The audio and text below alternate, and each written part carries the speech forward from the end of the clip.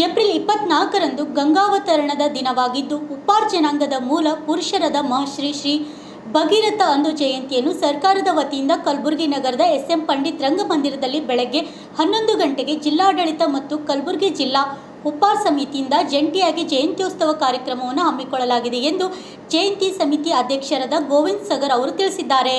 ನಗರದ ಪತ್ರಿಕಾ ಭವನದಲ್ಲಿ ನಡೆದ ಸುದ್ದಿಗೋಷ್ಠಿಯಲ್ಲಿ ಮಾತನಾಡಿದ ಅವರು, ಕಲಬುರಗಿ ಕನ್ನಡ ಮತ್ತು ಸಾಂಸ್ಕೃತಿಕ ಇಲಾಖೆ ಉಸ್ತುವಾರಿಯಲ್ಲಿ ಸದರಿ ಕಾರ್ಯಕ್ರಮ ನಡೆಸಲಾಗುತ್ತಿದ್ದು, ಜಿಲ್ಲಾಡಳಿತ ಮತ್ತು ಜಿಲ್ಲಾ ಉಪ್ಪಾರ್ ಸಮಾಜದ ಬಾಂಧವರು ಹೆಚ್ಚಿನ ಸಂಖ್ಯೆಯಲ್ಲಿ ಹಾಜರಾಗಿ ಕಾರ್ಯಕ್ರಮವನ್ನು ಯಶಸ್ವಿಗೊಳಿಸಲು ವಿನಂತಿಸಿದ್ದು, ಜಿಲ್ಲೆಯ ಎಲ್ಲ ತಾಲೂಕುಗಳಿಂದಲೂ ಕೂಡ ಉಪ್ಪಾರ್ ಸಮಾಜದ ಬಾಂಧವರು ಪ್ರತಿ ವರ್ಷದಂತೆ ಈ ವರ್ಷವೂ ಕೂಡ ಹೆಚ್ಚಿನ ಸಂಖ್ಯೆಯಲ್ಲಿ ಆಗಮಿಸಿ ಕಾರ್ಯಕ್ರಮವನ್ನು ಯಶಸ್ವಿಗೊಳಿಸಬೇಕಾಗಿ ಜಿಲ್ಲಾ ಉಪ್ಪಾರ್ ಸಮಿತಿ ಪರವಾಗಿ ತಿಳಿಸಿದರು.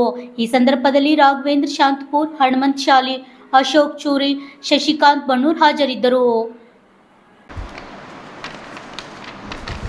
ಸರಿ, ಪತ್ರಿಕಾಗೋಷ್ಠಿಯಲ್ಲಿ ಏನಕ್ಕೆ ಇದು ಬಂದಿದ್ದೇವೆ ಅಂದರೆ 23ನೇ ತಾರೀಕು ಗಂಗಾ ಸಪ್ತಮಿದಂದು ನಮ್ಮದು ಮಹರ್ಷಿ ಭಗೀರಥರ ಜಯಂತಿ ಇದೆ ಸರ್.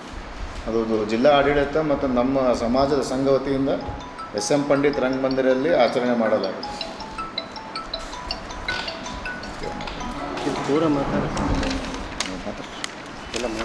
ಗಂಗಾವತರಣ ದಿನವಾಗಿದ್ದು ಅಂದು ಉಪ್ಪಾರ ಜನಾಂಗದ ಮೂಲ ಪುರುಷರಾದ ಮಹರ್ಷಿ ಭಗೀರಥ ಜಯಂತಿಯನ್ನು ಸರ್ಕಾರದ ವತಿಯಿಂದ ಕಲಬುರಗಿ ನಗರದ ಎಸ್.ಎಂ. ಪಂಡಿತ್ ರಂಗಮಂದಿರದಲ್ಲಿ ಬೆಳಗ್ಗೆ 11 ಗಂಟೆಗೆ ಜಿಲ್ಲಾಡಳಿತ ಮತ್ತು ಗುಲ್ಬರ್ಗ ಜಿಲ್ಲಾ ಉಪ್ಪಾರ್ ಸಮಿತಿಯಿಂದ ಜಂಟಿಯಾಗಿ ಜಯಂತ್ಯೋತ್ಸವ ಕಾರ್ಯಕ್ರಮವನ್ನು ಹಮ್ಮಿಕೊಳ್ಳಲಾಗಿದೆ. ಕಲಬುರಗಿಯ ಕನ್ನಡ ಮತ್ತು ಸಂಸ್ಕೃತಿ ಇಲಾಖೆ ಉಸ್ತುವಾರಿಯಲ್ಲಿ ಸದರಿ ಕಾರ್ಯಕ್ರಮ ನಡೆಸಲಾಗುತ್ತಿದ್ದು, ಜಿಲ್ಲಾಡಳಿತ ಮತ್ತು ಜಿಲ್ಲಾ ಉಪ್ಪಾರ್ ಸಮಾಜದ ಬಾಂಧವರು ಹೆಚ್ಚಿನ ಸಂಖ್ಯೆಯಲ್ಲಿ ಹಾಜರಾಗಿ ಕಾರ್ಯಕ್ರಮವನ್ನು ಯಶಸ್ವಿಗೊಳಿಸಲು ವಿನಂತಿಸಲಾಗಿದೆ.